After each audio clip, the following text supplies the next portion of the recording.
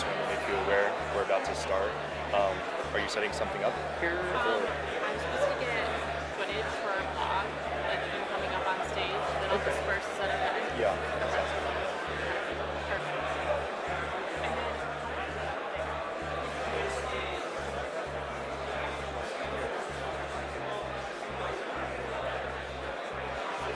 And then I'm just gonna grab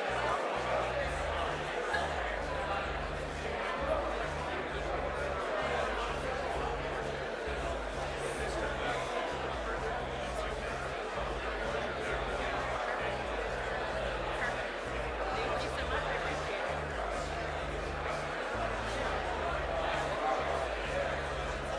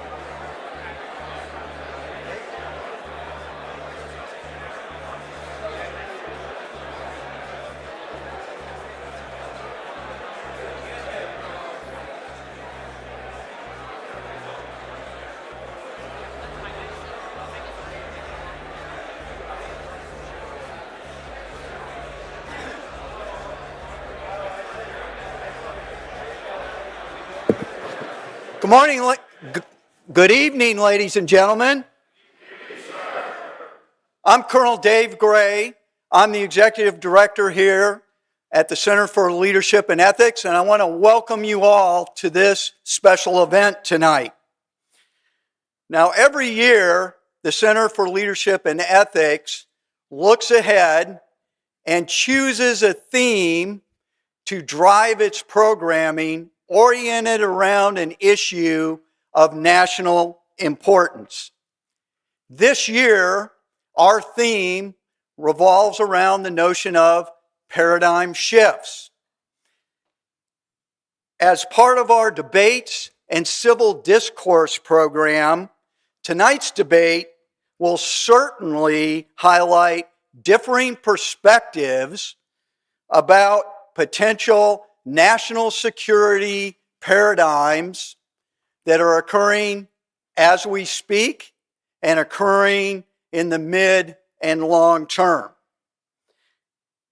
We are very proud to partner with the Steamboat Institute to explore tonight's topic on whether and how the United States should use its diplomatic and military power around the world to secure its own national interests.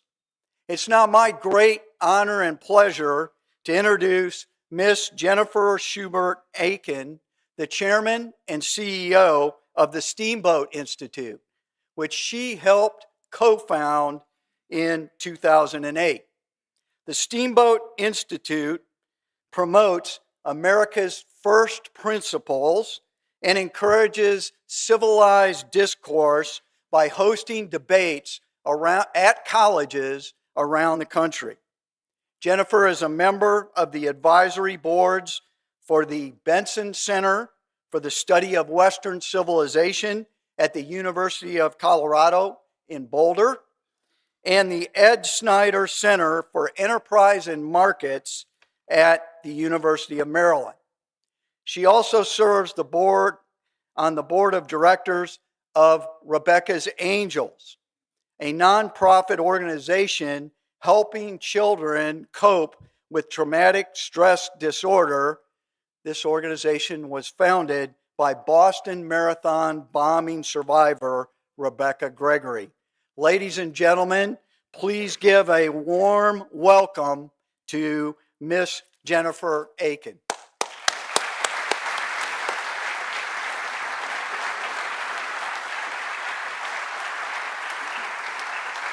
Good evening, everyone. Thank you, Colonel Gray, and thank you to the Center for Leadership and Ethics here at VMI for co-hosting tonight's debate with the Steamboat Institute. I would also like to thank Colonel Gray, Lieutenant Colonel Kim Connolly, Colonel Keith Gibson, and Colonel Jeff Kendrick for their hospitality in giving us a full tour of Post today. We have had the best day touring the beautiful VMI campus. Learning more about VMI's history and the ideal of the citizen soldier was really inspiring today, and I am so grateful for the opportunity. Steamboat Institute was founded in 2008 in Steamboat Springs, Colorado, for the purpose of educating people about America's first principles and then inspiring people to defend our precious liberty. We promote 5 core principles: limited taxation and fiscal responsibility, limited government, free market capitalism, individual rights and responsibilities, and strong national defense. We have hosted dozens of debates on college campuses across America over the past 6 years. Now, why debates? Well, because we can't maintain our democratic republic without citizens and leaders like all of you who are capable of robust but civilized debate and discourse of our nation's most pressing problems. Tonight's debate is the second in a series of 7 Campus Liberty Tour debates we are hosting on college campuses this fall. Last week, we were at Brown University in Rhode Island with a debate on electric vehicles. Over the next several weeks, we will host 5 more debates with a unique debate topic at each location. Next week, on October 9th, we'll be at the University of Texas in Austin with a debate on do open borders promote human flourishing? October 17th at Harvard, does Harvard support free speech and intellectual diversity?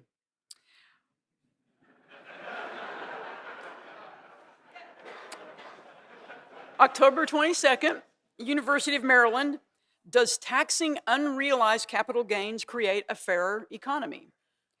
October 30th, University of North Carolina, does the US need more or less democracy?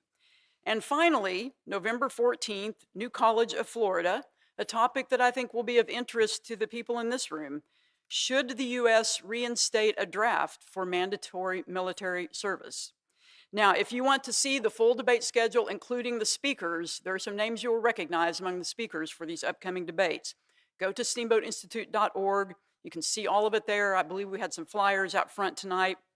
With all of our debates, if any of those sound interesting to you, you can always register at steamboatinstitute.org to watch live from anywhere. That includes being able to submit questions to the speakers from wherever you are. So get some friends together, host a watch party. We'll send you a box of free Steamboat Institute swag, and you can learn from these debates. And of course, all of our previous debates are on our YouTube channel, and we encourage you to use that as a resource. Steamboat Institute is proud, very proud, to partner with the Center for Leadership and Ethics here at VMI to offer tonight's shining example of how civilized debate and discourse of our nation's most pressing problems is possible. As with all of our debates held on campuses across America, the emphasis is on civility and teaching students and all who attend how to think, not what to think. You're always welcome at a Steamboat Institute debate, regardless of your opinion on the issue being debated. We simply ask that you show respect and are willing to listen and learn from our speakers. As a nonprofit, nonpartisan organization, Steamboat Institute relies on the support of many generous individuals and foundations to bring programs such as tonight's debate to audiences across the country. I would like to extend a special thank you to the Adolph Coors Foundation, the Diana Davis Spencer Foundation, the Jack Roth Charitable Foundation, and the Lined and Harry Bradley Foundation for their support, which has allowed us to expand this program to more campuses across America. One of the most important debates happening nationally and globally is America's role in the world. With conflicts around the globe, including Russia's invasion of Ukraine, the attack on Israel by Hamas, Hezbollah, and Iran, and China's aggression toward Taiwan, there is much debate and difference of opinion among our nation's leaders and our citizenry on the extent to which the U.S. should be involved in resolving these conflicts. We have many problems here at home, including crime, drugs, open borders, inflation, and the list goes on. Should we instead focus solely on our domestic problems? How do we manage these critical issues and keep America safe? Tonight's program will examine this vexing question with a fair and balanced debate on the following resolution. Be it resolved, the U.S. should use its diplomatic and military power around the globe to ensure America's national security. We invite all of our audience members, both here with us at VMI and those who are watching on the live stream, to respond with your view on this resolution. Agree, disagree, or undecided before the debate begins in just a moment using the QR code provided. You should have received a text link, and you can also use the QR code on your the card on your seat. After the debate, we're then going to ask your opinion again to see if your opinions have changed. It's not about picking winners and losers of tonight's debate, but it's more about gauging how opinions shifted. So as you can see, hopefully our folks watching online can also see, we have results posted as they are coming in real time as you vote with your phone. So please do participate in the poll. It makes it much more meaningful if we had broad representation. All right, now it's my great pleasure to introduce our speakers and moderator for this evening. So I would like to ask them to go ahead and come out and take their seats, and then I will introduce all three of them, and then we will begin with opening statements. So let's welcome to our speakers and moderator.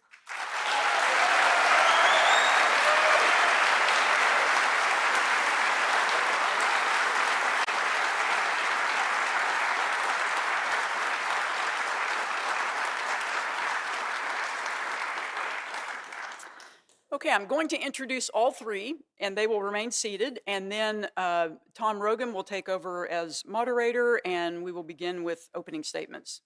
Arguing the affirmative on tonight's resolution is John Bolton, a lawyer and diplomat who has served in 4 presidential administrations. As the U.S. Ambassador to the United Nations, Ambassador Bolton strongly defended American economic and security interests as he did throughout his time at the State and Justice Departments, first as U.S. Assistant Attorney General, and later as Undersecretary of State for Arms Control and International Security Affairs. During his tenure as U.S. Ambassador to the UN, Ambassador Bolton was a leading voice on the need for the UN Security Council to take strong and meaningful action against international proliferation and terrorism. Along with France's ambassador, Ambassador Bolton led the Security Council to approve a unanimous resolution to end the summer 2006 Hezbollah war on Israel, to authorize UN peacekeepers, and to create an arms embargo against Hezbollah.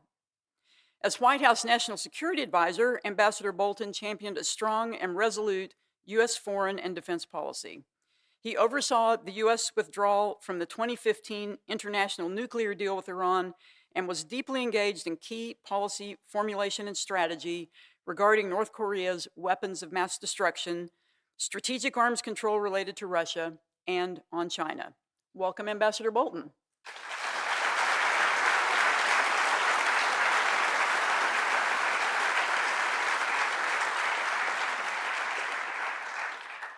Arguing the negative on tonight's resolution is Vivek Ramaswamy, American business leader, New York Times best-selling author, and former top 2024 Republican presidential candidate. He has become a leading voice on practical solutions using existing legal authority to secure the border and end birthright citizenship for the children of illegal immigrants. Born and raised in Cincinnati, Ohio, he often recounts the sage advice from his father: if you're going to stand out, then you might as well be outstanding. This set the course for his life, a nationally ranked tennis player and the valedictorian of his high school, St. Xavier. He went on to graduate summa cum laude in biology from Harvard and received his JD from Yale Law School while working at a hedge fund.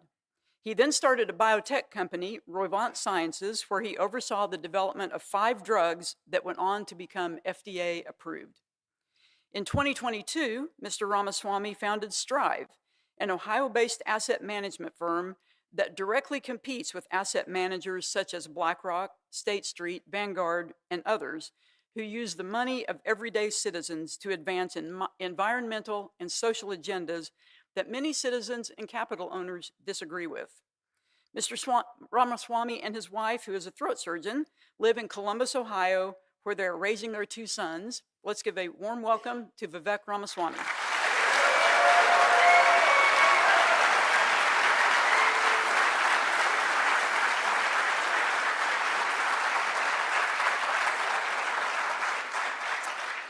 Our moderator for tonight's debate is Tom Rogan, foreign policy writer and editor for the Washington Examiner. He writes frequently on security and intelligence issues involving Russia, China, and the Middle East. He holds a Bachelor of Arts in War Studies from King's College London, a Master of Science in Middle East Politics from the School of Oriental and African Studies in London, and a graduate diploma in law from the University of Law, London. Among others, he has written previously for The Wall Street Journal, The Washington Post, Reuters, The Independent, The Atlantic, National Review, The Telegraph, and The Guardian. And now I'm going to turn it over to our moderator, Tom Rogan.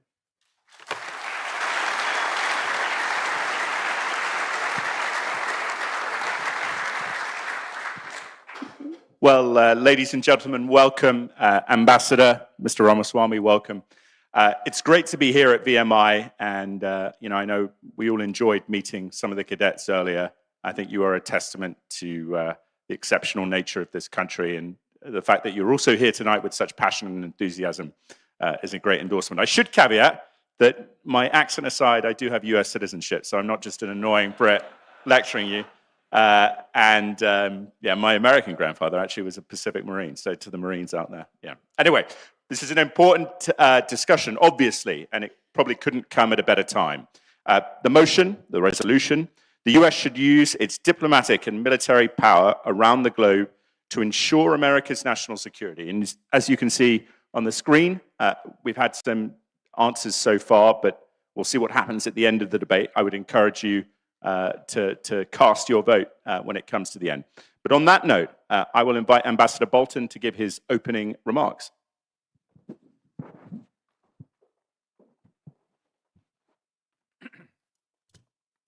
Well, thank you very much. It's a great pleasure to be here to debate this important topic. I can say I'm a very strong proponent of this resolution. Until recent years, it would have been simply considered common sense and a reflection of American history. But for a number of reasons, I think we've lost at the top political leadership level of both parties in this country a real understanding of American national security. I think tragically, the immediate underlying cause for that was the victory in the Cold War won by the American-led alliance. With the collapse of the Soviet Union, the dissolution of the Warsaw Pact, many people in the United States, in Europe, around the world, thought we had reached the end of history. There would be no more global geopolitical confrontation. Economics would take care of everything. After all, as Bill Clinton said, it's the economy, stupid. We had a peace dividend because there would be no more international conflict. We could cut defense budgets. We could spend it on domestic welfare programs. And the United States did that. The Europeans did that. And we have lived to regret it. And I think it's this real lack of understanding, this ability to talk to the American people, to explain the threats and challenges we face around the world, and what you need to do to protect American interests, that has led to the real manifestation of a problem that's affected us for the past 5 to 10 years, and I think is growing worse. And that is the reemergence in our body politic of isolationism for the first time in a significant way since the 1930s. Now, I don't like these bumper sticker terms myself particularly. It's not a set ideology. They don't have 10 points. It varies. Some people are more or less isolationist. But it is a retreat, I think, from the real American history. And it rests in many respects on a mythology about American history. That there was a time when we were happily separate from the rest of the world, free from any involvement in their conflicts, happy to do our own thing until somehow in World War I we got thrust into it. We were able to back away after that, and then came World War II, and we got thrust back into it, and then followed the Cold War. But now we can think again about those broad oceans that protect us, as if those broad oceans aren't barriers but highways for adversaries. And this notion believes that it has historical roots in George Washington's farewell address, where he talked about avoiding entangling alliances. And if we just did that, we would be peaceful and our economy would be exactly the same as it is now, and we wouldn't have to worry about all these foreign disturbances. I would make the argument, and I would make it at greater length if I had more time, that the United States has never been isolationist. We have always been part of the wider world. We have had interest around the world from our beginning. And George Washington himself knew that better than anybody else. It is a fact that the United States would never have been independent were it not for French material aid, military force, financial aid, and the rest of it, and then later from Spain and the Netherlands. Here's a fun fact for you. 90% of the gunpowder used by the Continental Army came from France. Now, if we had said, oh, we don't want any of that foreign gunpowder, we would still speak with the same accent that Tom has. Washington's farewell address, which you should read in its entirety, was a very carefully thought out legacy that Washington wanted to leave, to tell this new and perilously weak nation to avoid getting involved in European conflicts where we didn't have a real interest. Because he had a longer range vision, which we have now achieved. So everybody remembers the line about avoiding entangling alliances. Let me read one brief passage further on in the farewell address from Washington.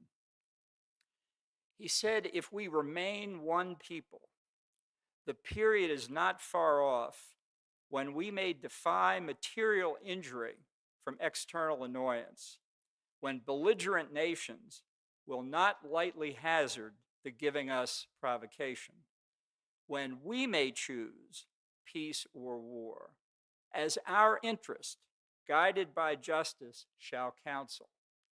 In other words, Washington understood that the nation had to grow, had to become stronger before it could really exercise its influence internationally. And you know, that's what the United States started to do from the beginning. Let me just give you two examples.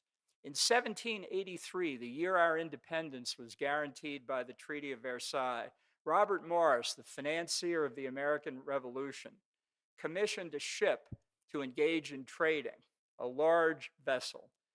That ship was called the Empress of China, and its first voyage was to China, all the way around the world.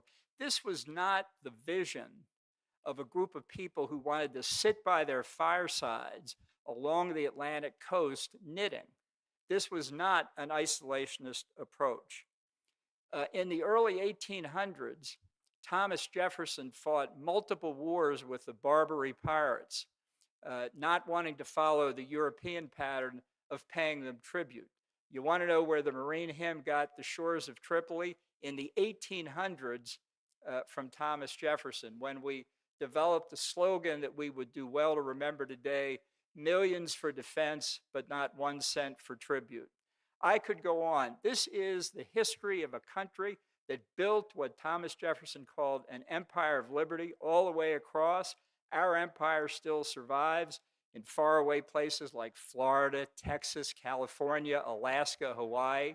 America has never been inward looking. It has never been isolationist, and it should never be today. Thank you very much.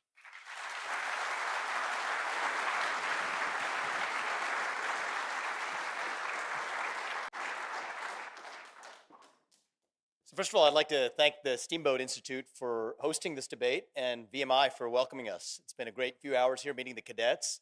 And I also want to take a moment to thank Ambassador Bolton for participating in this debate. He has experience likely greater than probably anybody in this large room.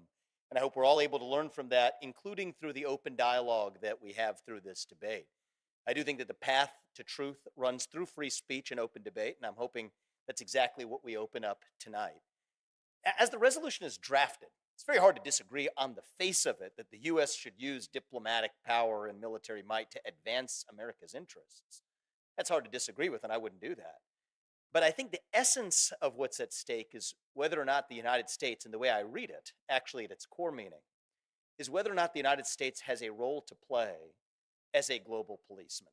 And the answer to that question for me is an absolute no. I have little doubt that Ambassador Bolton and I actually share the same goal for the United States of America and the question of our foreign policy, which is to make the United States of America a stronger nation.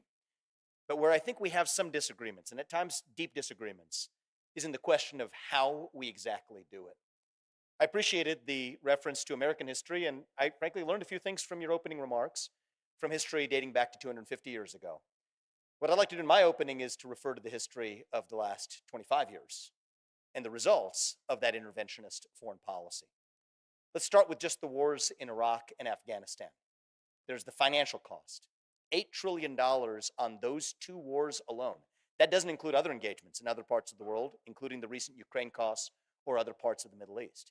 That's at a moment where our national debt is $34 trillion, well on our way to the interest payments on our national debt being the largest line item on our federal budget.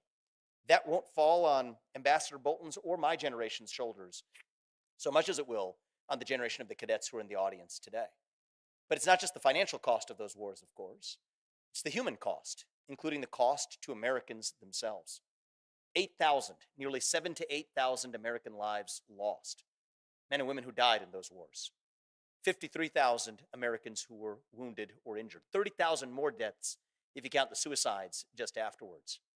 And if the financial costs and the human costs weren't persuasive enough about the folly of those wars, I would further add that the crisis in Europe, for those who care about the strength of our allies, the mass migration crisis in Europe today is actually in part a direct function of our failed intervention in the Middle East.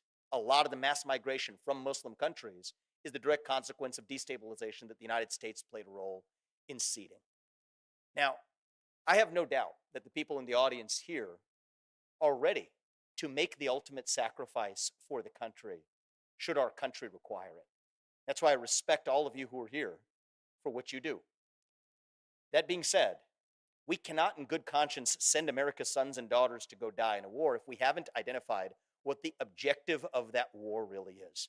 And the reason I'm against the resolution as I see it, which is whether or not the United States should be the world's global policeman, is the evidence suggests that we have failed miserably.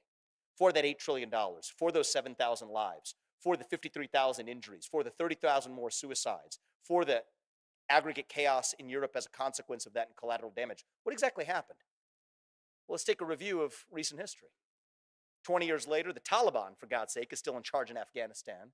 All the stronger, even more so than when we arrived, with $80+ billion of U.S. military equipment that we left behind. Iraq, I would argue, is a more destabilized country, more vulnerable to Iranian incursion than before we showed up.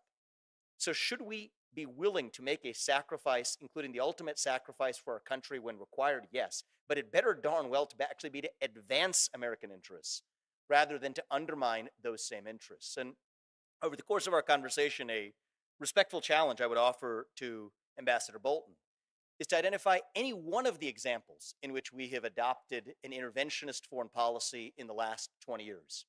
Iraq, Afghanistan, Syria, Libya, Yemen, You could argue now Ukraine. What is a single example that we could point to where we've actually been successful in seeing that through? And I think the absence of a good answer to that question is a damning indictment of the foreign policy interventionism of the last 20 years. But to those who wouldn't find any of those arguments persuasive alone, let me leave you with one more, which is that this has distracted us from focusing on the ultimate national security threat that we actually do face, which we fail to confront, which is the rise of the Communist Party of China.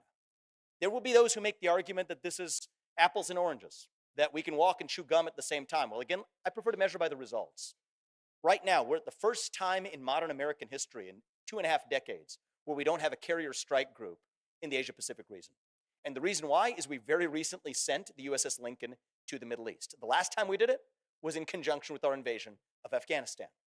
We're $20 billion plus behind on military supplies supposed to be sent to Taiwan, at least a third of which were routed to Ukraine instead. We're talking about M1 Abrams tanks, we're talking about HIMARS, we're talking about Stingers, we're talking about coastal defense system, Harpoon coastal defense systems. At least $6.7 billion of that $20 billion that would have gone to Taiwan has gone to Ukraine instead.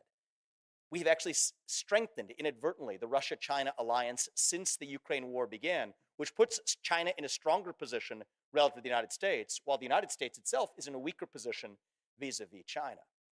And when we think about that model of international diplomacy, since that too is part of the resolution, I do think that the multilateral institutional model of diplomacy has failed us, especially in the 21st century, through the UN, through the WTO, and other multilateral international institutions, by increasing our dependence on China. One of the things I did learn, and I appreciated learning from your opening remarks, Ambassador, was I didn't know the fact that 90% of the gunpowder in the American Revolution came from France. But it wouldn't have made sense for 90% of that gunpowder to come from actually our adversary, which is the United Kingdom. Yet today, 40% of the semiconductors that power the Department of Defense actually come from China. 95% of certain of our pharmaceuticals come from China.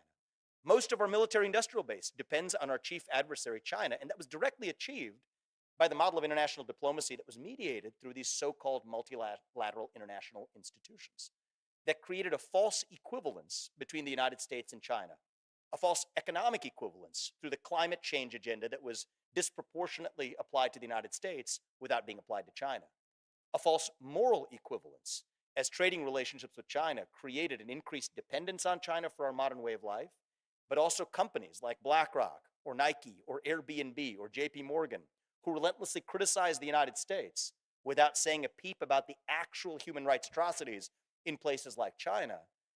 And that undermines our greatest geopolitical asset of all, which is not our nuclear arsenal, actually. It is our moral standing on the global stage.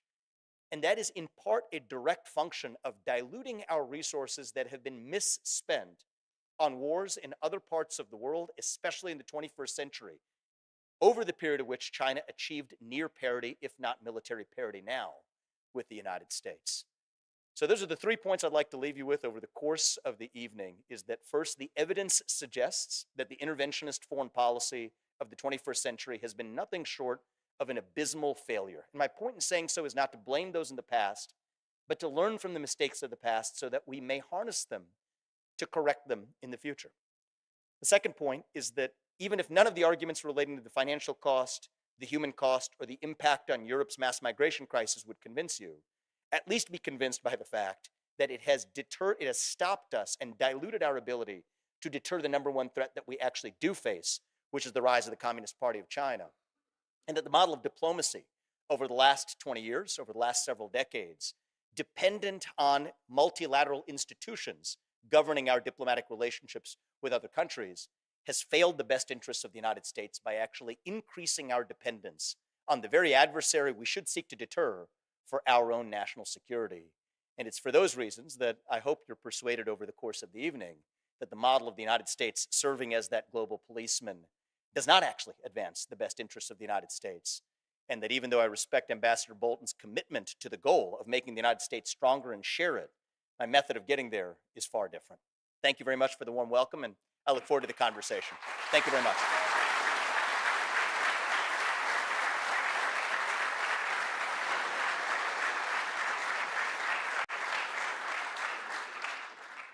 Well, gentlemen, thank you very much for those impressive opening remarks. I think a good area perhaps to start would be if I was the president and I was asking both of you to do what Ambassador Bolton previously did, be the national security advisor, what would you advise the president to do in this moment, bearing in mind the rising challenge that China is posing to the Philippines and Taiwan, and to Mr. Ramaswamy's point, the relocation of a lot of US Navy assets to the Middle East. And then as a final point there, I'm the president, I'm saying I'm concerned about with our situation in the Red Sea, certainly guarding against the Houthi threat and the Iranian threat. Are we going through our missile defense systems, SM-6, whatever you want to call them, with a Middle Eastern threat and opening the door for Xi Jinping potentially 3 years from now to be more able to invade Taiwan? Ambassador.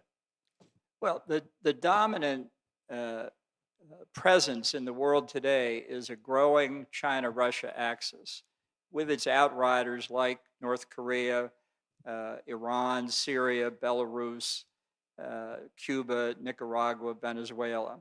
This axis has nothing to do with the United States. This axis has been forming for 15 years, despite multiple efforts by the United States to bring Russia to the West unsuccessfully.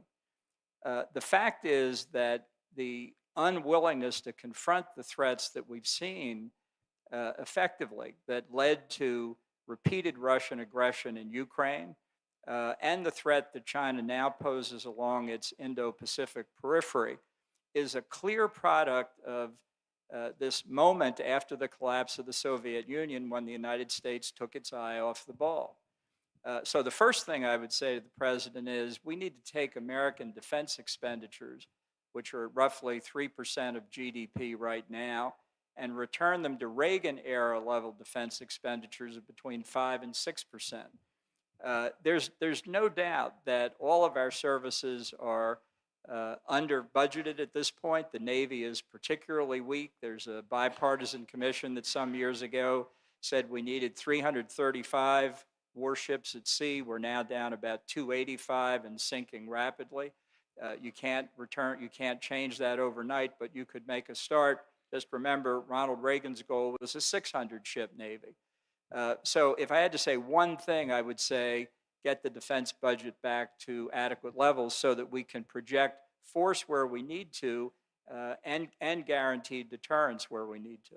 But should we, and then I'll come to you, Mr. Ramaswamy, should we be using force alongside the Israelis against Iran in the coming days? And if so, what targets? Personally, I think Joe Biden has made yet another mistake. He's made a series of mistakes in handling the Iranian threat, which is what this war in the Middle East is about. I think I would recommend to the president that he recommend to the Israelis that they destroy the Iranian nuclear weapons program once and for all, and I would help them do it.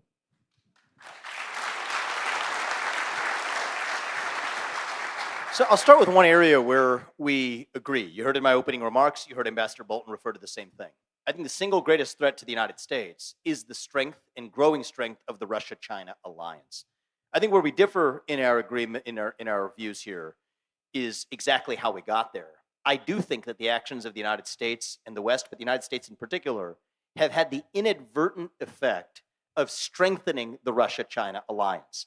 I don't attribute bad intentions to the people who did it. I don't think anybody in the United States who cares about the country wants that axis or that alliance to grow stronger. But that is what we've done, in part, especially over the time horizon you described, the last 15 to 20 years is when we've seen the strengthening of it. We agree on the facts. But the interpretation of those facts is that it's exactly over the period that NATO expanded, far more than we ever envisioned, that you saw Russia running into China's hands for its own protection. It's precisely over the period that we applied sanctions and cut off Russia economically, that they became more economically dependent on China. And China didn't welcome them economically for free, but had military concessions in return. Let's take a look at how harmful this is to the United States. Russia has hypersonic missile capabilities and arguably nuclear capabilities ahead of that of the United States. China's naval capacity is now arguably at least at parity with the United States and has an economy that we depend on for our modern way of life. Those two nations should not be in an alliance with one another if we're to advance the best interests of the U.S. And we made a commitment, and I appreciate the discussion we've already had about history, so we'll take that one step further. It was in 1990 that James Baker made a commitment to Gorbachev. He did not. His words, He if I may, did not. if I may, Yeah. if I may, but it seems that you may anticipate what I'm about to refer to. It says not 1 inch. It's a not 1 inch. You can deny whether he said those words or not. Maybe the historians who have written about it have all been lying for the last 30 years, but I don't believe they have. He said that NATO would expand not 1 inch past East Germany. The point of NATO was to deter Soviet expansion, yet NATO has expanded far more after the fall of the USSR than it ever did during the existence of the USSR, far further than East Germany. So I believe that has further sent Russia into China's hands out of their own self-interest. You look at the Ukraine war, let's look at the timing of these events. They now upgraded their otherwise 2001 strategic partnership to now what they call the No Limits Partnership, in conjunction in the same year that we actually have the Ukraine war escalation and eventually the start of the Ukraine war breaking out. So I believe that our own best intentioned actions have actually achieved a worst case scenario of a Russia-China military alliance where we now have joint military exercises occurring off the coast of the Aleutian Islands, not far from Alaska, which is part of the United States of America. So if I were speaking to the president, I tried to be the president, but we'll put that to one side. I do believe it's important to have civilian control of the military precisely because we're able to make decisions that are responsive to the electorate. But if I were asked to advise the next president, here's what I would say, is that our top objective in resolving the war in Ukraine should be to achieve peace quickly while advancing American interest, and the top American interest should be weakening, if not dismantling, the Russia-China alliance. Any deal that we do in Ukraine should be contingent on Russia no longer conducting joint military exercises with China. And by the way, we can monitor that. There will be consequences. But that's the top objective we should achieve. Get the Russian military presence out of the West. Venezuela, Nicaragua, Cuba, where there is direct or indirect Russian military presence. We don't want them in our hemisphere. And I think that those should be meaningful concessions that we should extract from Russia in return for at least opening the possibility of reopened economic relations with Russia and allowing Russia to no longer be, Vladimir Putin to be Xi Jinping's little brother, which is a position that I don't particularly believe he enjoys being in. If you look, there are kinks in that armor where he sends weapons to India or other bordering nations to China right after their meeting. Won't let China complete a railroad to reach the actual ocean in northeastern China with Russian land standing in the way. I believe now is our moment to achieve something similar to what Richard Nixon actually did in pulling the Mao-led China out of the Brezhnev-led USSR at a moment where that was deemed to be impossible. That's the kind of diplomacy that I think we should use to end the Ukraine war on reasonable terms, end it quickly, de-escalate the possibility of nuclear conflict, but don't do it for free. Require Russia to exit that military alliance with China, exit their military presence in the West, and we will have strengthened U.S. national security interests in the process. And very quickly, if you could do 30 seconds, that question on Iran. Should we be joining strikes with the Israelis, and if so, against what? So my view is Israel is a sovereign nation that deserves the support of the United States to make whatever decisions it deems best for Israel. And I believe that we have actually been unhelpful. Should we be including by joining Biden. those strikes? So I think that decision belongs to Israel. That's my answer. Okay. Do you want to respond to? Yeah, let's get the history clear here. What you've just said is Russia's position. NATO did not expand eastward with an intention of confronting Russia. And what Jim Baker said when he was negotiating the reunification of Germany, and I do think I have some ground to say I know what happened because I worked for him at the time. I don't rely on historians. I was there.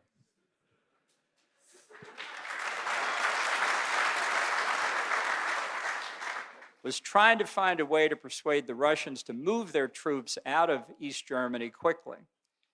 There is no mistake in the mind of the Russian leadership what we said about NATO. And Mikhail Gorbachev himself acknowledged when asked by reporters trying to get the answer that you just gave, that there was never any American or NATO commitment not to expand. Now, why did we take in new members? To pressure Russia? No, because the nations of Eastern Europe and the newly independent republics from the Soviet Union, Estonia, Latvia, and Lithuania, wanted to be free.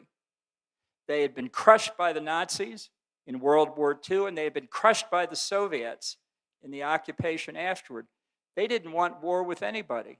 They wanted protection and security, and it benefited us to bring them into the alliance. The critical mistake NATO made was in not coming to grips with how far the expansion would go. And by not doing that, we left a gray zone consisting in Europe of Ukraine, Belarus, and Moldova, neither in NATO nor not allied with Russia. And a gray zone is room for trouble. George W. Bush proposed in April of 2008 to bring Georgia and Ukraine into NATO on a fast track. The Europeans rejected it. 4 months later, the Russians invaded Georgia, and in 2014, they invaded Ukraine. I would make the argument if we had brought Georgia and Ukraine into NATO in 2008, there never would have been a Russian invasion. And the recent accession to NATO of Finland and Sweden, giving up 75 years of neutrality, because they know that the only real defense in Europe is to be behind a NATO border, proves the point. So a couple of points in response to that. One is, I think if we had admitted Ukraine to NATO at that time, you'd actually see Russia and China in a treaty with one another, even upgraded from the partnership that they're in today, which would have been nothing short of a disaster. But I want to also point out the history where surely you would also remember that George Kennan, the architect of post-Cold War policy before his death in the late 1990s, pointed to NATO expansionism as the single greatest mistake that the United States made in the aftermath of the Cold War. And he's not some isolationist. He was the guy who actually was the chief architect of Cold War deterrence. Now, we can talk about the history all we want. I think where we stand today, if we were in the room advising the president, my question would be, how do we advance American interests today? And I believe that involves peace in Ukraine as quickly as we can get there on reasonable terms, while weakening the Russia-China alliance and getting the Russian military presence out of the West. And my question for Ambassador Bolton, with due respect, is, because I think it's an important and relevant conversation. How do you define success in this Ukraine war?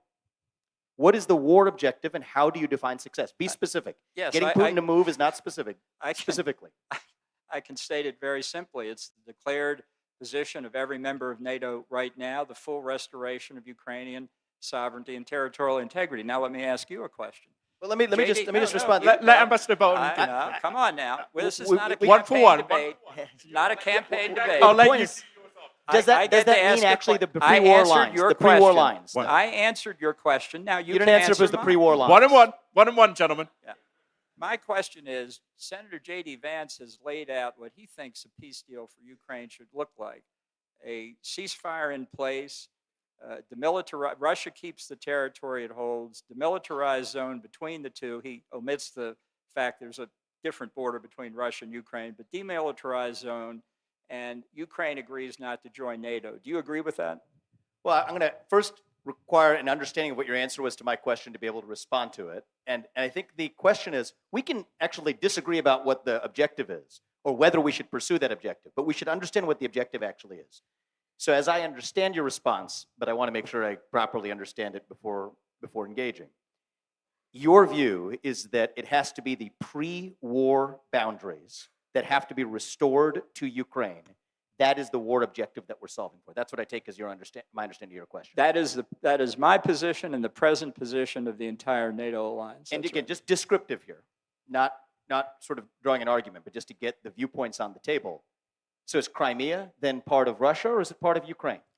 It's part of Ukraine, as the Russian Federation agreed at the Belavezia Agreement in 1992. So I think that's at least constructive because we are able to have a discussion where we know what we're disagreeing on.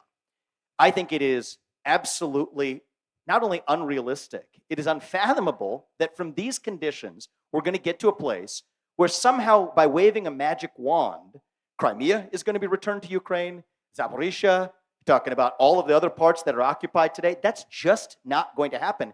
It is lunacy. And one example of how that's lunacy is, let's just track the recent history. Let's not debate 40 years ago. We could go back that far too. Let's debate the last 2 years. In 2022, Zelensky was willing to negotiate terms of peace before the West, including Boris Johnson, but also the United States, goaded him out of negotiating for peace then. Had Zelensky negotiated in April of 2022 without being goaded by the West, Ukraine would have done a better deal territorially than they could possibly do right now or any time in the foreseeable future. And I think that that is a damning indictment of our own interventionist policies. It wasn't not only not good for the United States, where we've now spent $175 billion more since then, that frankly we could have used to protect our own borders, as well as we wish to protect Ukraine's. But it hasn't even served Ukraine's best interests, where you have 1 million people across both Ukraine and Russia that have either been killed or injured in the conflict since then.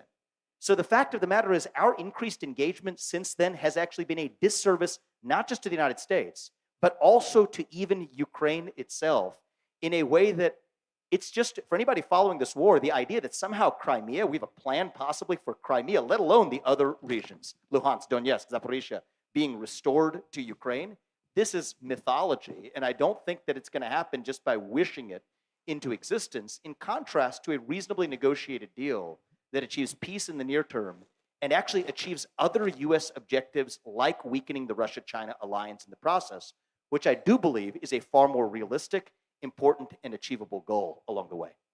Yeah, I'd like to know when in 2022, Joe Biden, one of the worst presidents we've ever had, I agree with that.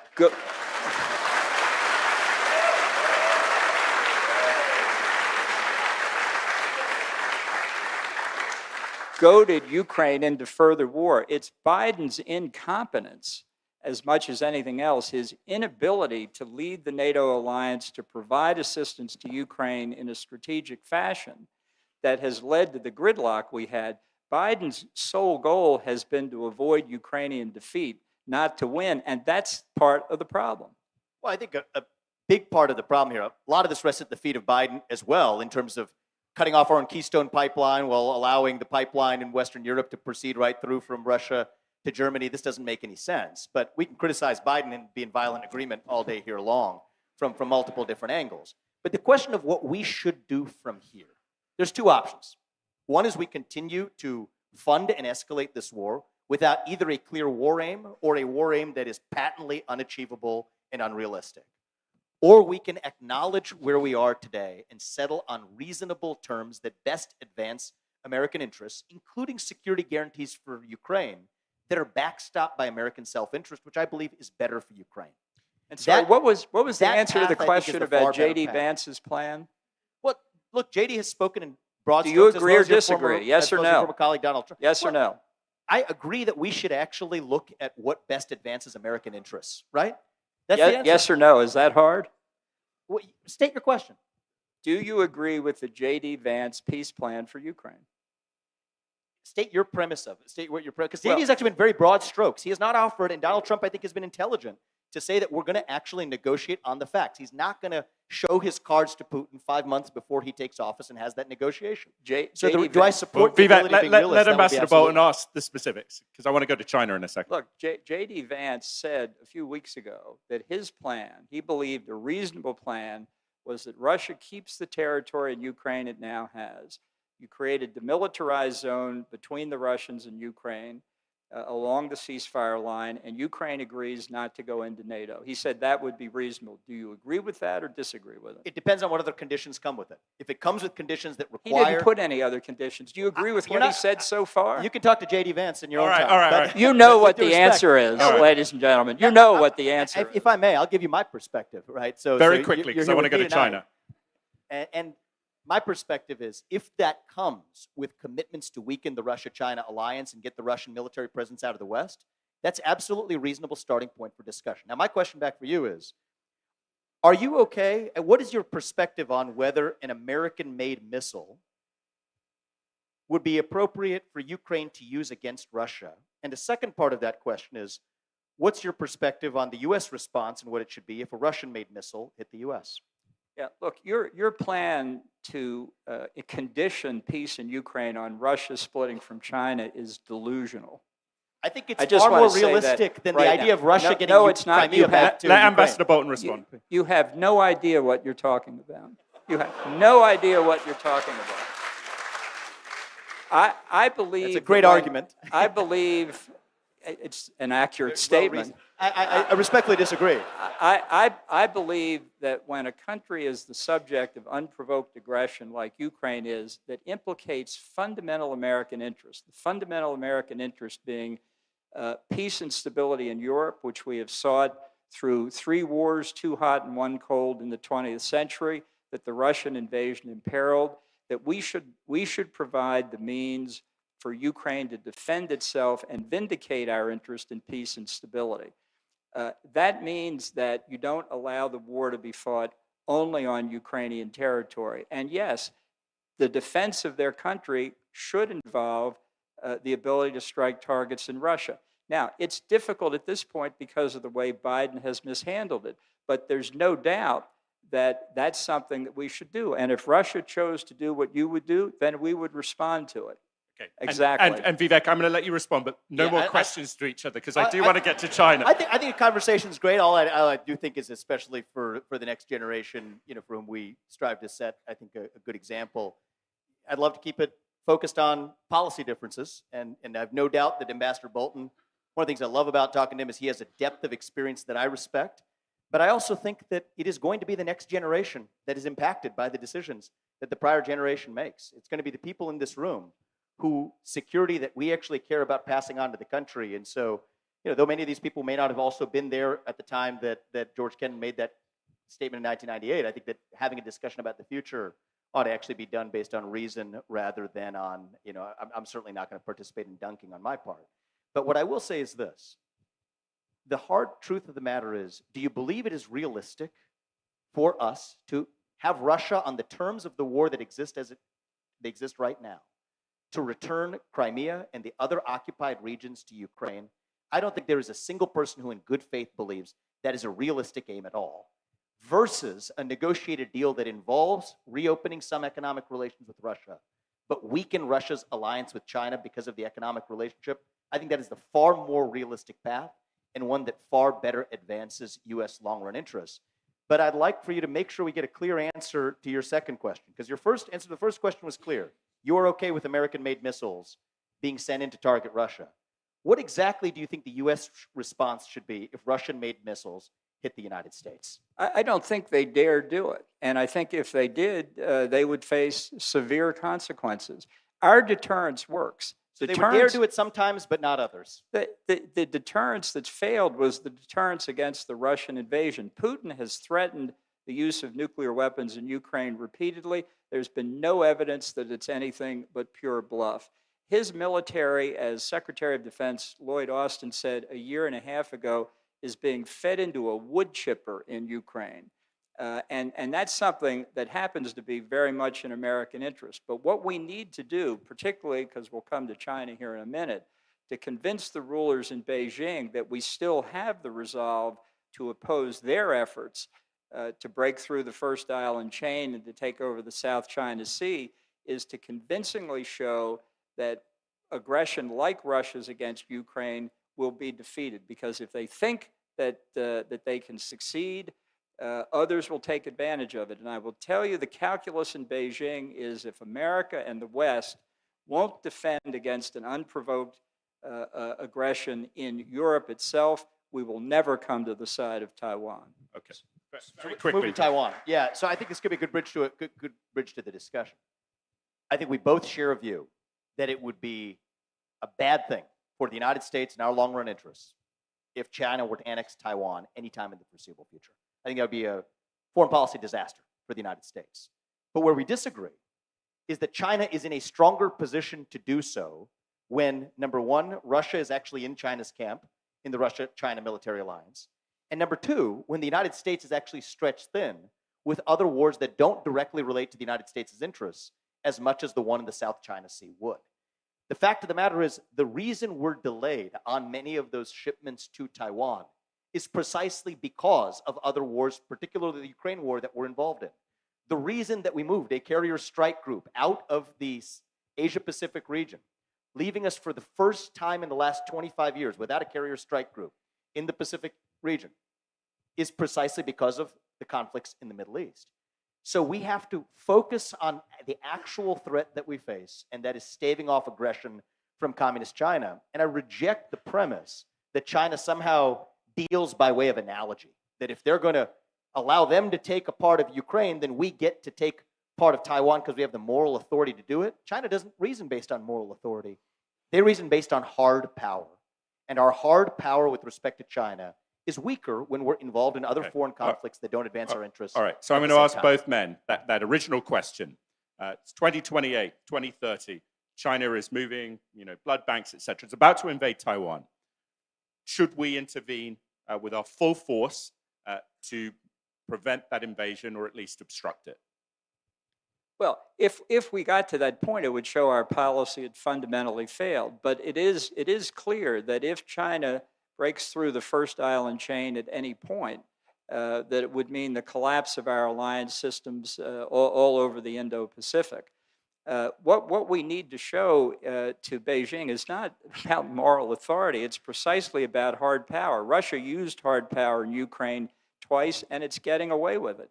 And I think it leads the Chinese to conclude they can do the same, whether it's on Taiwan or their continued advances in the South China Sea or in the land borders in Asia. I think you prevent this by building up not tanks and land-based weapons for Taiwan, because I don't think the Chinese ultimately are going to invade. I think they're going to create a political pretext and try and throw a blockade around China. We're talking about two entirely different sets of weapon systems. And to the extent there's any strain at all, you need to increase the defense budget. That's what I said at the But what very about beginning. if we're at that point? I mean, if we're at the juncture of force? Yeah. If we have done what we can to put Taiwan in a position to defend itself and the Chinese do attack, whether through blockade or invasion, yes, I think we have to come to Taiwan's defense. Mr. Ramaswamy. Yeah, so first of all, about the weapon systems being different, I mean, this involves a hubris of expecting that we know exactly how that conflict is going to play out. And it is a hard fact of the $20 billion military supply backlog that we now face up with respect to Taiwan. 6.7 billion or more was actually due to equipment that otherwise was routed to Ukraine. Not just M1 Abrams tanks, but Harpoon coastal defense systems, Stingers, and other military supplies as well that could be relevant to Taiwan's actual defense. So what should we be doing? I agree with Ambassador Bolton that if 4 years from now we're in a position where Taiwan is either being forcibly or indirectly annexed by China, that will be evidence of a disaster in our own policies. We should actually be strengthening our alliance with countries like India. And I don't say that because of, obvious reasons. Some people ask me that. But I say it because actually China gets a good portion of its oil supplies and other supplies through the Indian Ocean, through the Andaman Sea, that if they know that India's on side with the United States to be able to block the Andaman Sea under those conditions, if we know that we have appropriately deterred action, turned Taiwan into a porcupine, occupying that, arming that island with the ability to deter Chinese aggression, that's what a successful strategy looks like. But we are in a weaker, not stronger position to do it when we're also funding wars in Ukraine without clearly directed or realistic war aims to win, when we're drawn into other conflicts in other parts of the world. And I should say it's entirely hypocritical to wear the mantle of just protecting democracies from invasions when we have other situations in the world that we're otherwise, I expect, not going to talk about today, like Armenia, like Azerbaijan's one-sided steamrolling of the Nagorno-Karabakh region, also on the Soviet periphery, where 120,000 Armenian Christians were displaced, where the last time I could check, nobody in the United States stopped to even mention it on the news. So we can't selectively say and have the moral authority to say we're defending democracies, except sometimes when we're actually funding Azerbaijan to displace 120,000 Armenian Christians in the Nagorno-Karabakh region, but somehow wear the mantle of defending democracy. But Mr. when it Ramaswamy, comes to that Ukraine. specific question, you're the National Security Advisor, 2028, 2030, the Chinese are going in. Should we fight to defend Taiwan? I think that right now, first of all, 2024, looking forward, we should do everything we can to deter that from happening. And under 2028, we should look at what best advances American interests, but I think it would be a disaster for Taiwan to be annexed by China. We'd obviously look at the conditions of that. Thank you for that answer. Unfortunately, even though I'm sure many of you have submitted questions, I'm having some internet difficulties. So I'm hoping if there are people, and because you're all well-trained cadets, you're not going to do a speech from the floor. But I'm hoping if anyone has a question and a profound voice in Shakespearean fashion, you might be able to ask that, and then I will relay it to our panelists here. Anyone have a question? Madam, here. Speak loudly if you can.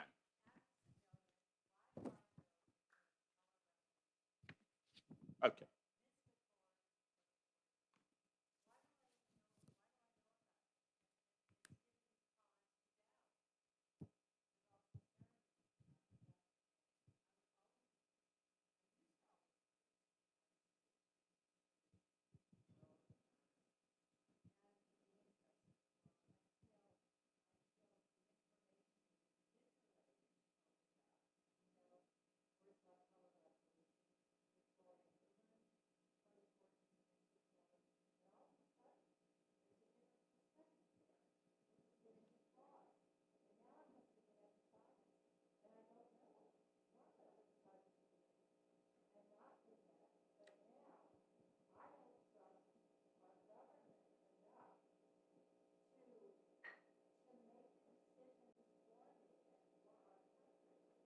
Well, so what about the question then? Should we trust the national security bureaucracy, Ambassador? The deep state as a sort of relevant point there, as former President Trump would say. Yeah. Well, let me say, I don't favor the United States being the policeman of the world. I favor us pursuing our national interest, which is not the same thing. And as to whether there's a deep state, they're not smart enough to be a deep state. If there were a deep state, we wouldn't be here having this debate, I can tell you. There are a lot of good people out there trying to do the right thing, but the idea that we're run by a deep state is deeply paranoid. So I respectfully disagree with that, actually.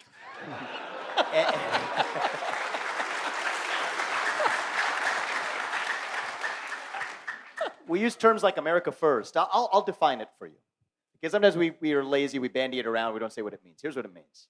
Two things. One is the people we elect to run the government are the ones who actually run the government. And number two is those leaders owe their sole moral duty to the citizens of this country and not another one. That's what it means to stand for America First principles. Let's start with number one. Today, the people who set most public policy are not the ones who were ever elected to run the government.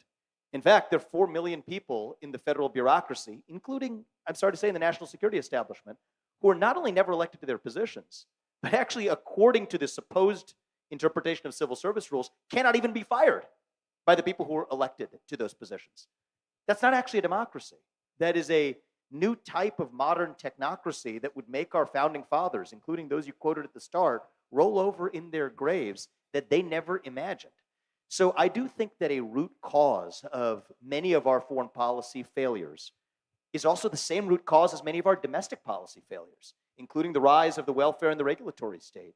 It is that the people we elect to run the government aren't the ones actually running the government. And I do think that the warfare state is upstream of the welfare state. When you invade the rest of the world, you effectively invite them. That's exactly what's happening to Europe, and it's deeply linked to our own border crisis in this country. Right. So the question is, how do we best advance the interests of the United States of America? I'll start again with the question. Well, I mean, very quickly, because I want to see if we can just a quick, I'll be very quick here. I just wanted Ambassador Bolton to give an opportunity to address a question I raised at the outset. If we can pick one example, Iraq, Afghanistan, Libya, Syria, any example from the 21st century where that foreign intervention on behalf of the United States actually ended up advancing American interests, I'd wait for the answer to that. Afghanistan, let's start there. Well, let's start there, absolutely. Maybe you'll give me a chance to finish. After the 9/11 attack, we went into Afghanistan to overthrow the Taliban and defeat al-Qaeda and prevent future terrorist attacks against the United States. And at least until 2021, when pursuant to the Trump-agreed withdrawal proposal with the Taliban and the Biden actual withdrawal, we had succeeded. There were no terrorist attacks against the United States from Afghanistan after 2001. Now, the foreign terrorist fighters are returning to Afghanistan, and even the Biden administration has testified publicly that ISIS-K has the capability to launch terrorist attacks against the United States today, as it launched earlier this year in Iran and in Russia. And this is where we have a difference in opinion. If you call Afghanistan a success, I look 20 years later, that same Taliban is still in charge, armed with $80+ billion of US military equipment. Because we gave it back to them, that we left behind. Sakes. How hard is that to figure out? The intervention, it's like a Marxist argument, right? The Marxists always argue that the problem with the state intervention is we didn't do enough of it. And that's exactly the form of argument that we have with the interventionist philosophy as well. We had a very imperfect government in Afghanistan. We were not there to make it into the Switzerland of Central Asia. And the Taliban is in charge today. And had we stayed, I will finish my sentence. Had we stayed, the Taliban would not be in charge. But it was Donald Trump's desire to get American forces out that produced this catastrophic mistake. I suppose you supported the withdrawal. You're responsible, that position is responsible for the consequences of Taliban being back in control. I respectfully disagree. When you actually could have executed a withdrawal in the manner that President Trump laid out, don't do it during fighting season. Do it in an intelligent really way. Don't One at a time. understand what you're talking Ambassador, about. I'll let you come back. Yeah. Sure. So the bottom line is I judge a set of policies by its results. Iraq is more vulnerable to Iranian incursion before we showed up. Libya is a failed state. Syria, Afghanistan, now run by the Taliban. If we fail to learn from our mistakes of the past, we are doomed to repeat them in the future. And that's why I think we have to recenter the obligation of US elected leaders to focus on exclusively what advances American interests rather than advancing a bureaucratic state's vision of what they call advancing democracy. Well, let me just say, you asked me to name one example, which I did. If we had about another 3 hours, I'd be happy to explain why the others were good examples too. Okay. All right. I want to ask a question here in terms of, we talk a lot about NATO and varying degrees of support for NATO, but is there not a truth, Ambassador Bolton, to former President Trump's argument that wealthy Europe, that the United States should not be expected to defend wealthy countries that cannot even spend 2% of GDP on defense? Do you think there's some legitimacy to that? Look, I am one of thousands of Americans who have argued with the Europeans for decades they need to spend more money on defense. And Trump's argument about spending more money on defense, I think, did help contribute increase spending.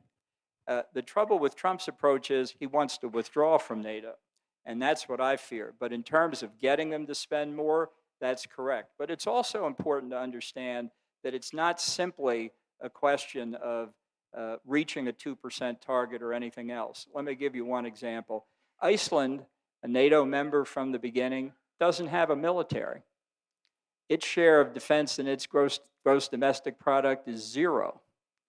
Should we throw Ukraine, Freudian slip, should we throw Iceland out of NATO?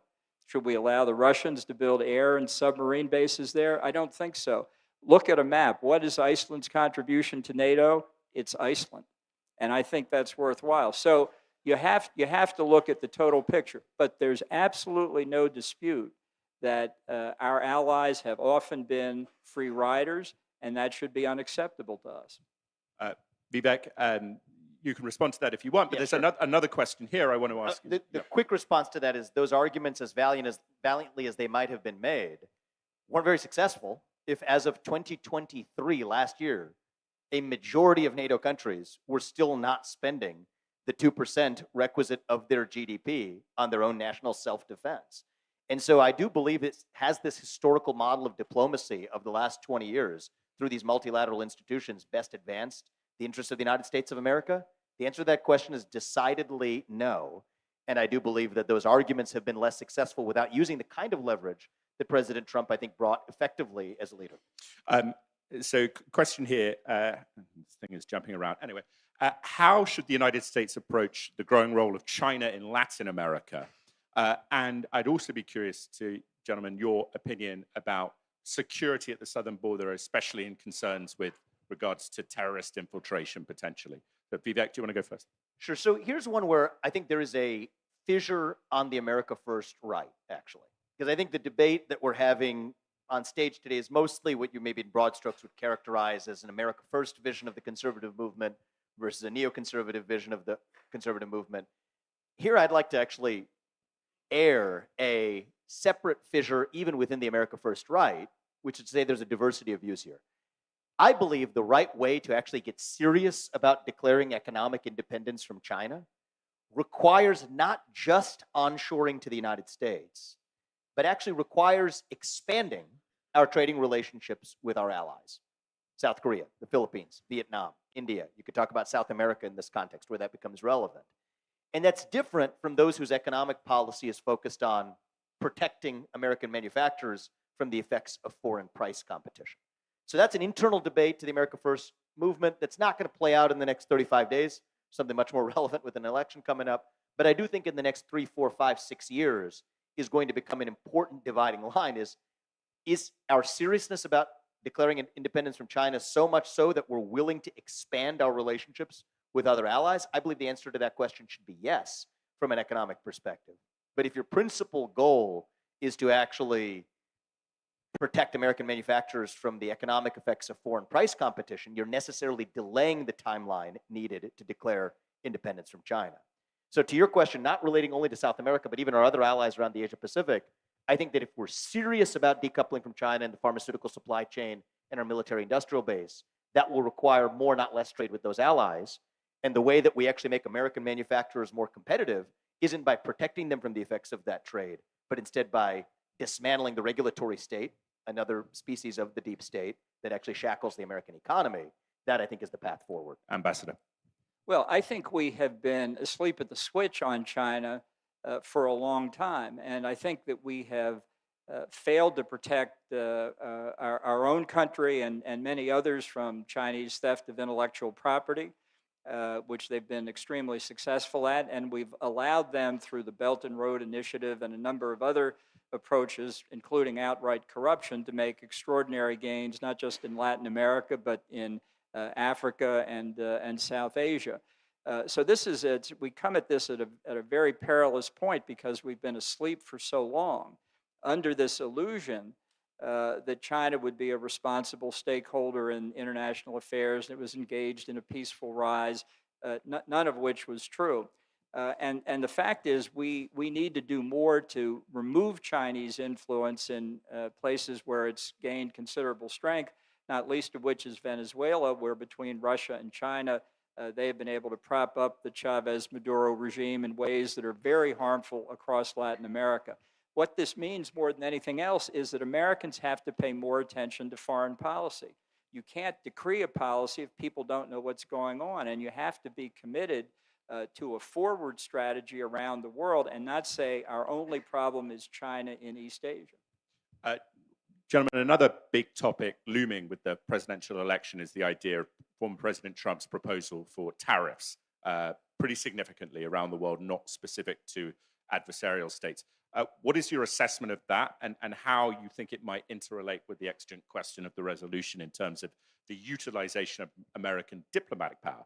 Because obviously that would be something that our allies, including good allies, would be very concerned about. Vivek, do you want to start on that? Sure. So I think that there's two very different discussions to be had here. One is your goal just to nakedly raise tariffs to protect American manufacturers from the effects of foreign price competition? No, I think the way we protect American manufacturers is dismantle the regulatory state, including a lot of the internationalism through the climate change regulations and otherwise that are shackling American industry vis-a-vis China or other countries to which those same restraints don't apply. That is different from saying that a country is actually already applying higher tariffs to us, either directly or indirectly by otherwise subsidizing domestic industry in their own countries, while not actually giving similar or favorable treatment to US trading partners. If they're already applying that standard, then I think it is fair game for the United States to say, if you're going to effectively apply a tariff to us, we're going to at least level the playing field. The right outcome of that can usually be both countries getting rid of those restraints altogether, and I think that's a good thing. But we aren't really engaging in free trade. That's a myth if the other side is engaging in mercantilism. That was the mistake we made with China. By the way, with the bipartisan consensus in both parties dating back to the 1990s, we thought we could somehow use capitalism as a vector to spread democracy to China. And I don't know if you were in the room when that happened either, but that has been, I think, a miserable failure where we thought we could export Big Macs and Happy Meals and somehow that was going to spread democracy to China. The truth is we thought we could use our money, our investment, to get them to be more like us. They used access to their market, their money, in some ways our money, to get us to be more like them. And so when it's not an even playing field, when the other side is engaging in state-sponsored capitalism in air quotes, which is really just old world mercantilism, then no, we should not be pretending like they're a free trading partner and say that we don't do tariffs in the US.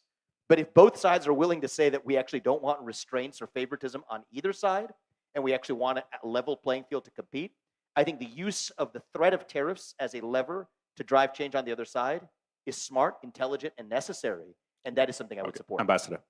Well, Trump doesn't understand tariffs, which makes a coherent discussion of what he's trying to do almost impossible. But I can tell you what I recommended when I was in the White House is that I wouldn't use tariffs, but I would say that I would pass legislation that said that it would be illegal to import any Chinese manufactured goods or services that were based in whole or in part on stolen American technology.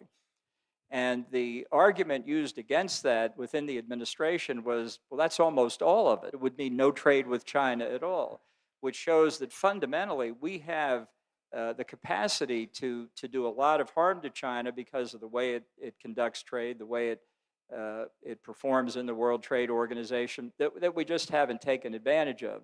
It's the Chinese that took advantage in the WTO of the ability to declare yourself a developing country and get more favorable terms on some trade agreements, which is outrageous given China's economic strength. The answer to that, I thought, was declare the United States a developing country and then see what happens. Very quick, because then we have to. We soon will be if we're spending any more than $8 trillion on a lot of wars that don't advance our interest. I do want to come back to the woman's question earlier, though, because this is the embodiment of the culture and character of the deep state. Okay, and I think this is important for every American to understand. I think a lot of the professional civil servants view the presidents, the ones we elect, who come along every few years, as cute little puppets that come and go. They don't really understand. Actually, I happen to believe that Donald Trump really does understand what he's doing with respect to economic policy, including his use of the threat of tariffs. But I do think when we think about the character of both the economic policy expert establishment and the national security policy expert establishment, there is embedded in it, and I think you see it on stage tonight, a fundamental skepticism of actual self-governance and democracy. The idea that, okay, the guy you put in charge, he really just doesn't get it, therefore it's our job to do it instead. And I think that's actually, we talked about the American Revolution at the outset, that's why we fought an American Revolution. We said hell no to that vision, because that's the way old world Europe viewed it. That the people and the ones who they elect can't be trusted. Let's let Ambassador Bolton come in, and then we'll go to an final essential statements. distinction on display of exactly what goes on. I have to let the in ambassador. true Washington, I'm D.C. glad he said earlier he wasn't going to engage in dunking up here tonight. It wasn't. It was an observation The fact of the character of culture, Washington, I D.C. will try and finish this sentence too. I couldn't agree more. I'd love to see the size of the civilian part of the federal government reduced enormously, reducing the regulatory burden, the useless expenditure of money. But the idea that there's you use the term warfare state, I'd love to hear that definition. All right. We could save your rebuttals for your closing remarks, but I would ask the ladies and gentlemen of the audience, I'm afraid we've run out of time here, to please cast your votes on the resolution to see if anything has changed.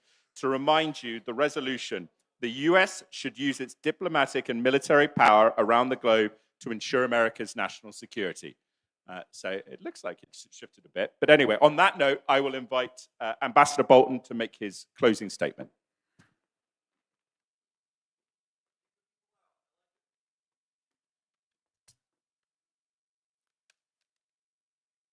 You took the vote away. Yeah, let's put the vote back up if we can. Ambassador, start while we try and figure that out. There we go. So it looks like it shifted, a little bit into Mr. Ramaswamy's corner. Anyway, Ambassador Bolton.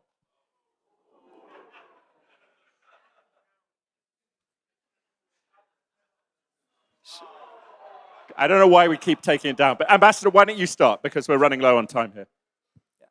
Look, I think it's important that we understand what's at stake in the wider world.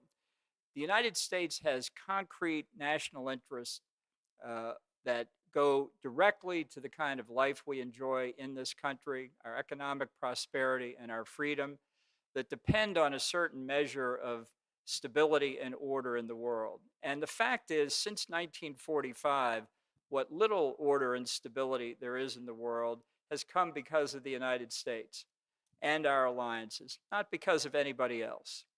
Now, it is a fact that other people benefit from the order we bring, but we benefit from it most. And the fact that others benefit doesn't mean we're doing this out of the goodness of our hearts or because we're nice people, although we are. It's because it's in our interest to do so. This is something that is fundamental to continuing to enjoy those benefits. And if we're not prepared to do it, if we're not prepared to bear those burdens, then we will see significant changes. It's not to say that there haven't been mistakes made over the past 25 years. Of course, that's right. But let me ask you this: who else in the world will protect our interests better than us? The Europeans, the Chinese, the United Nations? These are all fantasies. What little order there is and what prospect there is for it to continue is for us to engage in what Ronald Reagan called peace through strength. This is something that Washington referred to in his first State of the Union message, what the Romans called si vis pacem para bellum. If you want peace, prepare for war. This is the fundamental basis for the privileges we enjoy because of our strength around the world. And the idea that because we've encountered difficulties or made mistakes, that we can fade away from Europe, that we can fade away from the Middle East, that it's only China we have to worry about, doesn't take into account that right now China is an active participant in the war in Ukraine. And the idea that you can split them apart is a fantasy. It is a growing axis that we need to worry about on a worldwide basis, and not simply to say we don't want to defend anything else in the world except maybe we'll defend Taiwan until that gets kind of dicey, and then we probably won't defend them. But what we need more than anything else in this country, which we do not have, and we do not have in the election campaign that we're going through now, are candidates that can say, here's our understanding of the threats that we face around the world and the burdens that we need to sustain to prevent those threats from becoming real.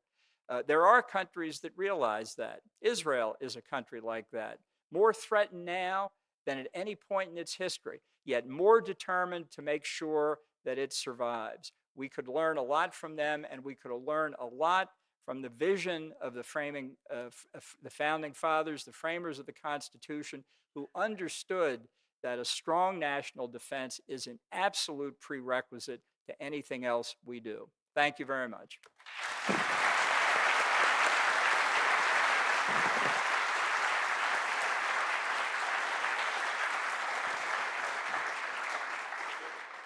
First of all, I want to thank you for moderating a great debate, and Ambassador Bolton, at times obviously a heated discussion, but I want to thank you for your participation in it as well. And I think the heated nature of our dialogue reflects the fact that we deeply care about what makes the United States stronger for the next generation of Americans, even if we have some deep disagreements on exactly how we get there. Now, I believe in peace through strength. But I believe in peace through actual strength, which is different than the appearance of strength. I believe there's a generational difference on stage tonight.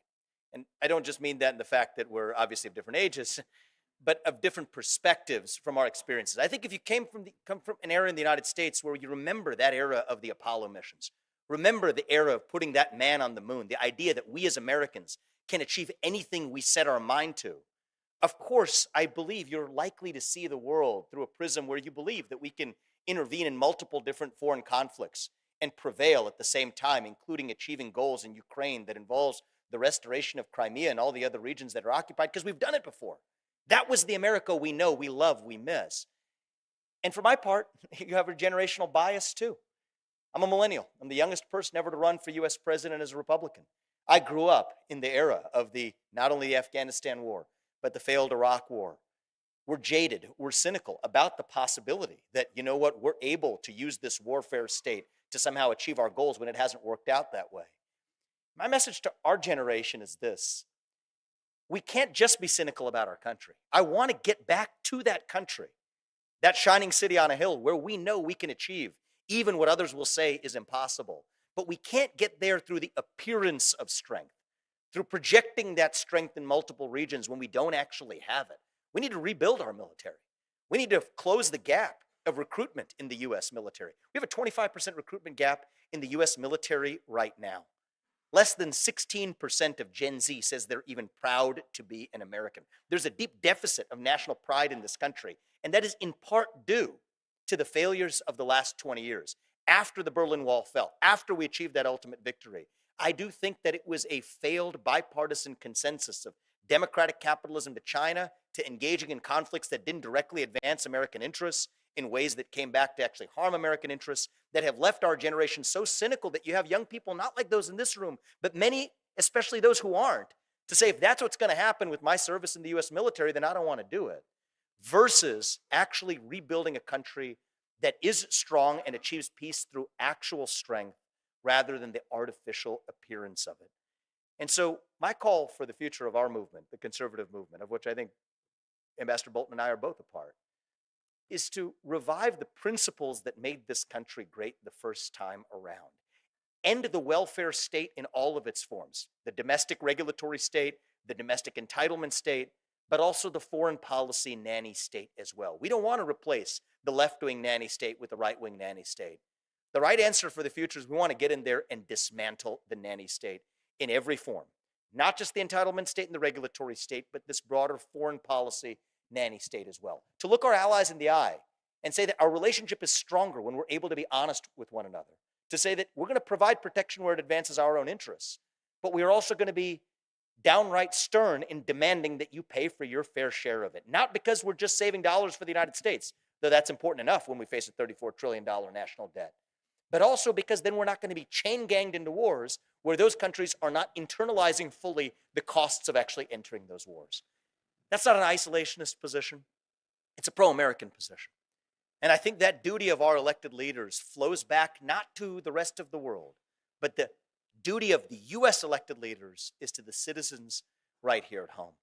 And so yes, at a moment where we have a more porous southern border than we have at any point in our national history, when the synthetic fentanyl with inputs from China are flowing through that border, killing 80,000 plus Americans every year on American soil, at a time when we have a deficit of national pride that's the greatest we've seen in our modern national history, where recruitment in the military has declined, when you see the U.S. depending on China for our own military and national defense, yes, we require a new way forward that's different from copying the methods of the last 20 years that got us here.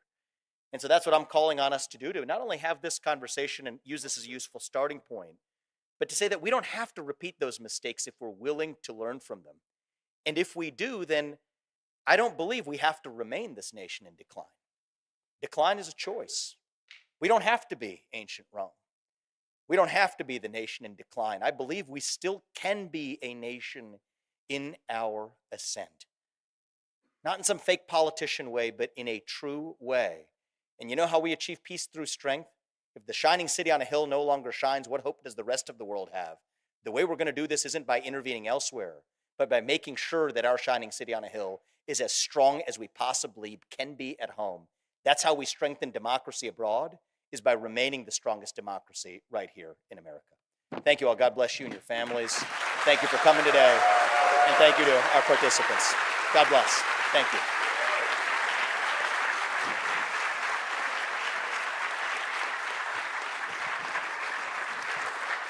Gentlemen, thank you for a great debate. If I could have your attention for just 1 minute, Colonel Gray and I would like to make very brief closing remarks.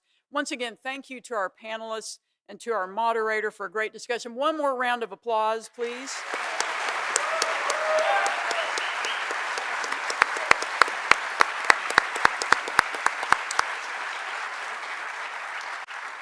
I'd like to again thank the VMI Center for Leadership and Ethics for their amazing support in making tonight's debate possible. To the entire team here at VMI, you have been wonderful hosts, and it's been a true honor to be with you tonight.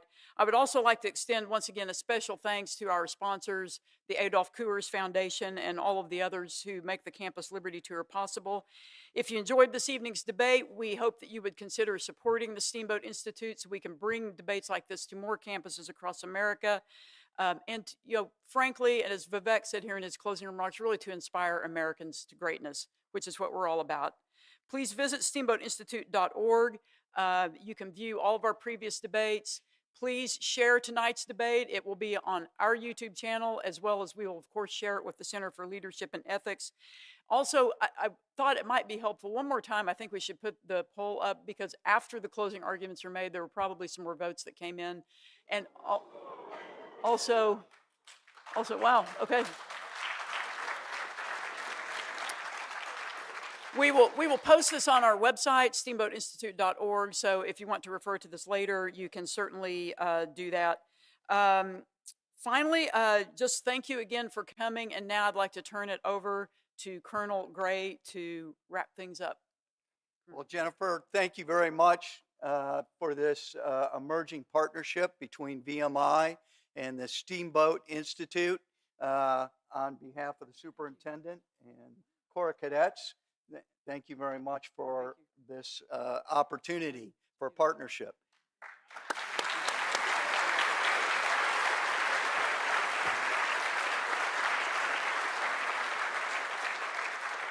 So, gentlemen, a spirited debate tonight that accomplished the purpose that we wanted. And the purpose really was to explore that resolution across the spectrum of views. And listening to both of you, point, counterpoint, fact, counterfact, is an example of civic discourse that sets the tone and a role model for all of our cadets. So I want to thank you personally for accomplishing that vital mission. It's much needed in the world we're in that we can have civil conversations, agree to disagree with one another, and still come back together to debate the issues again. So I have a little something for you, gentlemen.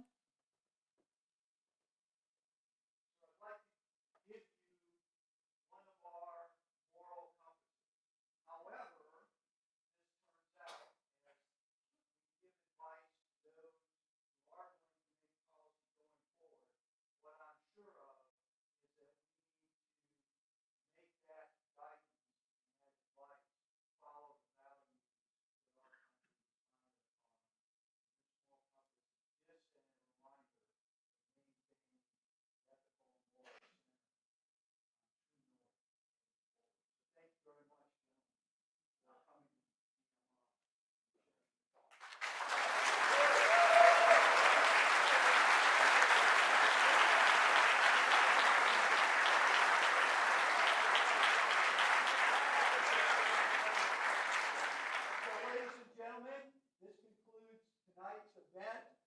You're invited to a reception in the Hall of Valor, and our participants will